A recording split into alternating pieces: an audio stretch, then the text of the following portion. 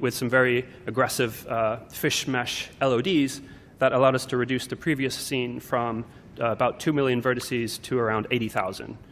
So we were also able to draw all of the instances using only 4 draw calls, so 1 draw call for each LOD level. And then to simulate the fish, we implemented a steering algorithm that computes an acceleration force to push the fish towards its target position and then decelerate it nicely as it arrives. So here I'm just moving the mouse around and the fish is following it. So as we were developing this feature, Genova and I, in our weekly discussions, started to have the idea that this feature and the planned concert for the end of the year could have something to do with one another. I mean, if we turned all of the players into fish, and then we figured out a way of sending that across the network, then that could be a pretty cool experience. But it wasn't quite as Sky as we might like, and it's unclear how it relates to a music concert that takes place in a stadium. Still, if we're able to render thousands of fish with this method, then why not other types of creatures that are found throughout the world of Sky? If the same principles that we use to animate fish could be applied to our sky mantas, our butterflies, birds, other creatures, we could simply use the new instancing system to render them instead of their skeletally animated counterparts. Of course, we might need some pretty sophisticated vertex shader work to make that happen, but one of our graphics engineers, Oliver Castaneda, took on the work of writing these vertex shaders for all of the different creature types that we wanted to support. And most of those vertex shaders ended up being much more complicated than the fish version that you saw. But yeah, he did a great job with that. And another reason that we needed the animation to be a little bit more sophisticated on these creatures is because the idea would be that the player would be controlling one of them. So when it's up close to the camera, you can't fudge things so much. You know, it needs to look a little bit more realistic with some secondary motion and so on. So Genova and the design team did some brainstorming, and this is basically how the main idea of the concert was formed. So the player would start in the Colosseum as a candle or a point of light fixed to their seat, but then they would be transported by aurora into other parts of the world. So they would be transformed into different creatures. So, for example, as a fish, you would swim with thousands of other fish, but they would be real players. They wouldn't be simulated through the fish school system. They'd be actually transmitted over the network.